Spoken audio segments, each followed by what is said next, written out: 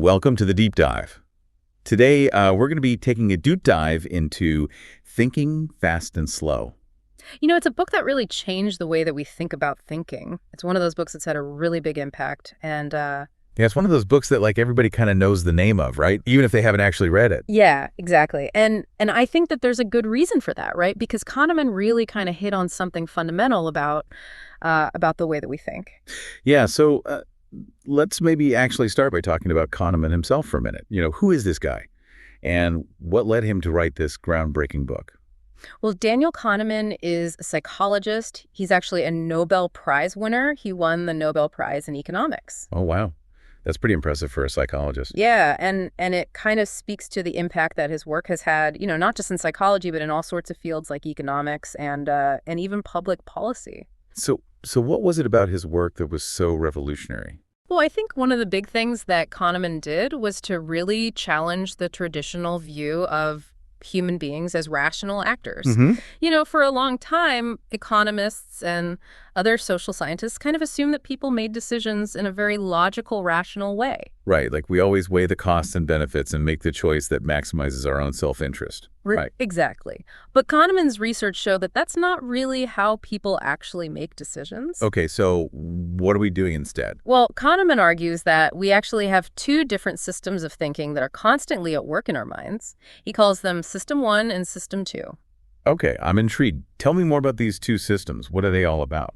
So System 1 is the fast, intuitive, automatic system. It's the system that's responsible for things like recognizing faces, making snap judgments, and, reacting to danger. Okay, so it's like our autopilot mode. Yeah, exactly. It's the system that allows us to do all sorts of things without really having to think about it too much. Gotcha. Okay, so then what about System 2? What's that all about?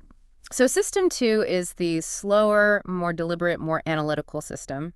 It's the system that we use when we're solving problems, making difficult decisions, or trying to learn something new. Okay, so it's like our more effortful, conscious mode of thinking. Exactly. And Kahneman argues that these two systems are constantly interacting, and sometimes they can even conflict with each other. Okay, so I can already see how this is starting to get really interesting. But before we dive too deep into the interplay between these two systems, let's maybe back up a bit and talk a little bit more about Kahneman's background. What was his life like? Well, he was born in 1934, Okay. and he grew up in France during World War II. So you can imagine that was a pretty tumultuous time to be a child. Yeah, absolutely. I mean, talk about a time of uncertainty and risk. I can definitely see how those early experiences might have shaped his interest in psychology. Oh, absolutely. And I think those early experiences really informed his research on judgment and decision-making, because he was really interested in how people make decisions under conditions of uncertainty and stress. Yeah, that makes a lot of sense. So after growing up in France, what happened next in his life? Well, in 1948, he moved to Palestine, Okay. and he eventually earned a PhD in psychology from the Hebrew University of Jerusalem. So he started his academic career there. He did. He had a long and distinguished career in academia, teaching at some of the top universities in the world, including Berkeley and Princeton. Wow. So this guy really knows his stuff. Yeah, and it was during his time in academia that he began collaborating with Amos Tversky. Okay, I've heard that name before. Isn't Tversky considered one of the pioneers of behavioral economics, Yeah, along with Kahneman? that's right. And their collaboration it really revolutionized the field of psychology and economics. They published a ton of groundbreaking research together on things like heuristics and biases and human judgment. So this was like the dynamic duo of behavioral science. Exactly. They were like the Lennon and McCartney of psychology. I love that analogy. Okay, so we've talked a lot about Kahneman's impressive background and his collaborations, but let's get back to thinking fast and slow. You mentioned earlier that this book was kind of like the culmination of his life's work, right? Yeah, exactly. It was published in 2011, and it really brought together all of his research on judgment and decision-making into one accessible and engaging book. And that's what's so amazing about it. It takes these really complex ideas and makes them understandable for people who aren't, psychology professors or Nobel Prize winners. Exactly. I think that's one of the reasons why the book has been so popular, because it's not just an academic treatise. It's actually a really fun and insightful read. Absolutely. And it's full of these really fascinating examples and anecdotes that really bring the concepts to life. Yeah, and I think that's what makes it so memorable, because it's not just about dry theory. It's about how these theories actually play out in our everyday lives. Okay, so for those who haven't had the chance to pick up the book yet, what's the big takeaway message? What does Kahneman really want us to understand about how our minds work? Well, I think the core message of the book is that our thinking is often much less rational than we think it is. Okay. We like to think of ourselves as these logical, rational creatures. But the truth is that our decisions are often influenced by all sorts of unconscious biases and heuristics. And these heuristics, those are the mental shortcuts we talked about earlier, right? The ones that our System 1 brain uses to make quick decisions. Yeah, exactly. And they're incredibly useful in a lot of ways. They allow us to navigate the world efficiently without having to overthink every little thing.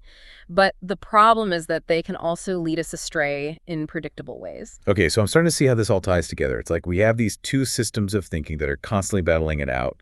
And the outcome of that battle determines how we make decisions, perceive the world, and even experience our own lives.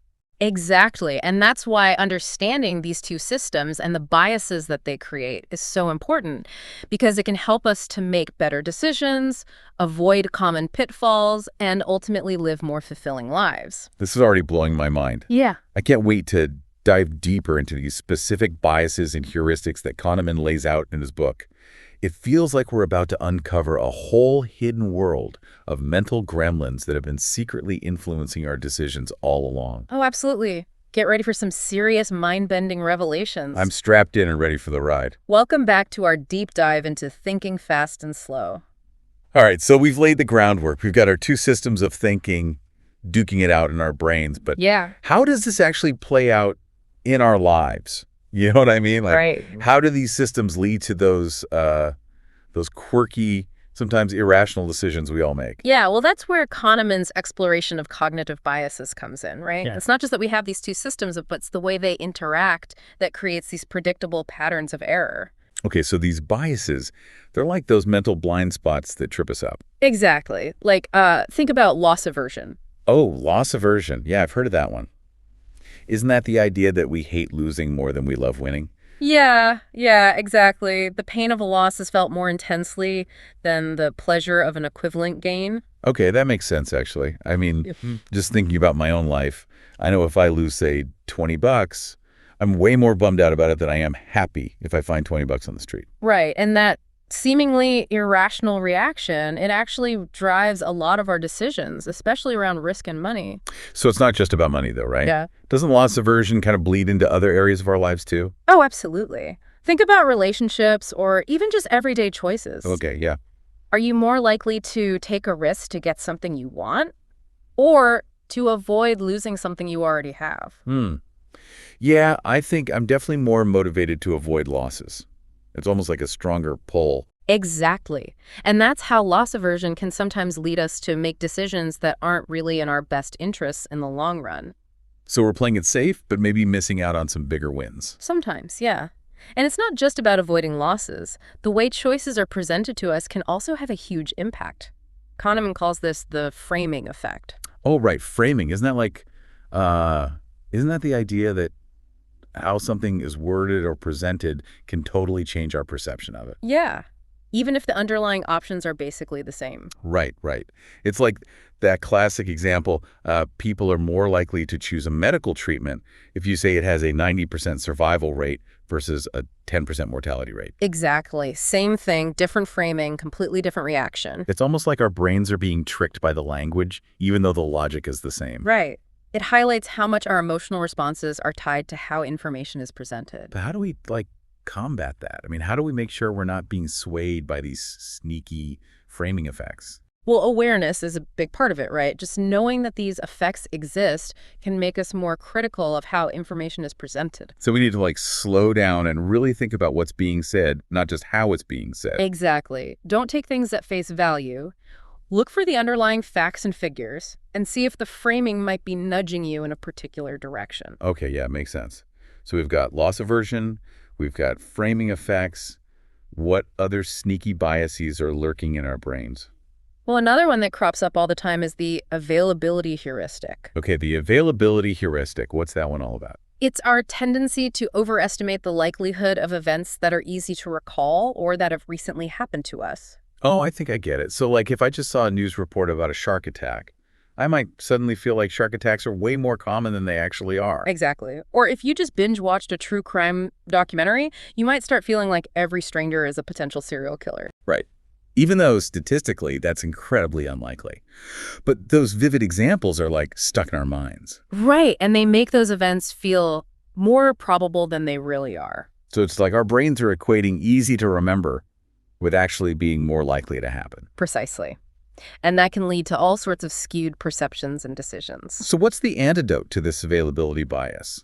How do we stop those vivid memories from hijacking our judgment? Well, one way is to try to ground your thinking in data and statistics, right? Okay. So instead of relying on those anecdotal examples, try to find objective information about the actual frequency of events. So like if I'm freaked out about shark attacks, I should maybe look up the actual statistics on how often they occur. Exactly. It can help to put things in perspective and counter those emotionally charged but potentially misleading memories. Okay, yeah, that makes sense. So we're fighting back against the availability bias with a healthy dose of data and logic. Exactly. Using that system 2 thinking to challenge those system 1 assumptions. Okay, I'm loving this. We're really starting to expose all these mental gremlins that have been messing with our thinking. What other biases should we be on the lookout for? Well, another one that often trips people up is the representativeness heuristic. The representativeness heuristic. Okay, I'm all ears. What's this one all about? So this heuristic is about how we judge the probability of something belonging to a particular category. We do this based on how similar it is to our stereotype of that category. So it's like we're judging a book by its cover, making assumptions based on superficial similarities. In a way, yeah. Like imagine you meet someone who's really into books, wears glasses, and speaks multiple languages. You might assume they're a professor, even though statistically there are way more people who fit that description who aren't professors. Right, so we're letting our preconceived notions cloud our judgment. Exactly, and that's how the representativeness heuristic can lead us astray. So how do we avoid falling for this trap? I mean, how do we make sure we're not letting stereotypes dictate our thinking? One way is to be aware of base rates, right? So the actual probability of something occurring in the population. Okay. And not just relying on how representative something seems to us based on our limited experience. So, like, in that professor example, we should maybe consider how many people in the general population actually are professors. Yeah. It can help to ground your judgment in a more objective reality. Okay, that makes a lot of sense. So we're fighting back against these heuristics with data, with awareness, and with a healthy dose of skepticism. Exactly. We're training our system, too, to take the reins more often and make more deliberate, informed choices. Well, my brain is officially doing bicep curls right now after all this System 2 flexing. I can't believe how much these biases impact our thinking without us even realizing it. It's amazing, right? And we're just scratching the surface here. Yeah, seriously. There's so much more to unpack in Kahneman's book. Right, like this whole idea of the remembering self versus the experiencing self and the power of cognitive ease. Ooh, that sounds juicy. I can't wait to dive into that. We'll buckle up because we're about to go even deeper into the fascinating world of thinking fast and slow. All right, so we're back, and my brain is officially feeling the burn from all this deep thinking. Yeah, Kahneman really takes us on a wild ride through the inner workings of our minds. It's amazing how much we take for granted about our own thought processes. Absolutely. We've been uncovering all these biases and heuristics that shape our decisions, often without us even realizing it. Right. And in this final part of our deep dive, we're going to explore some of the even more nuanced and, I think, profound concepts that Kahneman lays out, like this whole idea of the remembering self versus the experiencing self. Okay, I'm intrigued. I've had you mention this before. What exactly is the difference between these two selves? So imagine you're on vacation, right? You're at the beach, the sun is shining, the waves are crashing, you're feeling relaxed, you're enjoying the moment. That's your experiencing self in action. It's the part of you that's living in the present, feeling all those raw sensations and emotions as they happen. Okay, so it's like the in-the-moment self. Exactly. But then later on, when you're back home and thinking about that vacation, you're relying on your remembering self. This is the part of you that constructs the story of that experience, piecing together those memories, those highlights, and shaping them into a narrative. So it's like the storyteller of our lives, the one that chooses what to emphasize and what to downplay when we recall past events. Precisely. And here's the thing, Kahneman argues that the remembering self doesn't always give an accurate representation of what the experiencing self actually went through. Oh, interesting. So how does that work? How can the remembering self distort our memories? Well, Kahneman found that our memories tend to focus on peak moments and endings rather than the overall duration of an experience. So we might remember a vacation as being amazing because of a few incredible highlights, even if the majority of the trip was pretty average or even had some unpleasant parts. Oh, wow. I can totally see that happening. It's like we're editing out the boring or the bad parts and just focusing on the good stuff when we look back on things. Yeah. Exactly. And this bias towards peak moments and endings can have a big impact on our future decisions. We might choose a longer, less intense pleasure over a shorter, more intense one, even if the shorter experience would provide more overall enjoyment, simply because we think we'll remember it more fondly. This is making me rethink all those times I've chosen a longer vacation just because it seemed like a better deal, even if it meant sacrificing some of the activities I really wanted to do. Right. It's a classic example of how the remembering self can sometimes lead us astray. So what's the solution? How can we make sure we're making decisions that align with what our experiencing selves actually want? Well, Kahneman suggests that we need to be more mindful of the present moment, to really pay attention to what we're experiencing as it's happening. And when making decisions about the future, we should try to focus less on how we think we'll remember something and more on how we think we'll actually feel during the experience. That's a really powerful idea. It's like we need to shift our focus from the stories we tell ourselves about our lives to the actual lived experience itself. Exactly. And this connects beautifully with another key concept that Kahneman explores in the book, cognitive ease. Okay, cognitive ease. That sounds intriguing. What's that all about? So cognitive ease is basically this feeling of fluency and familiarity that we experience when something is easy to process. It's like a mental shortcut that tells our brains, hey, this feels good, it feels right, so it must be true. Oh, I see. So it's like that feeling of comfort and confidence we get when something just clicks in our minds. Exactly. And the problem is that this feeling of cognitive ease can be triggered by all sorts of things that have nothing to do with the actual truth or validity of information. Okay, so what kinds of things can trigger this false sense of cognitive ease? Well, one common trigger is repetition. If we hear something repeated often enough, we start to believe it, even if there's no evidence to support it. Ah, so that's how propaganda works. Exactly. And another trigger is clarity and simplicity. We tend to find messages that are clear and easy to understand, more persuasive, even if those messages are oversimplifying complex issues. So it's like those catchy slogans and sound bites that politicians love to use. Precisely. They're designed to appeal to our System 1's craving for cognitive ease. This is a bit unsettling.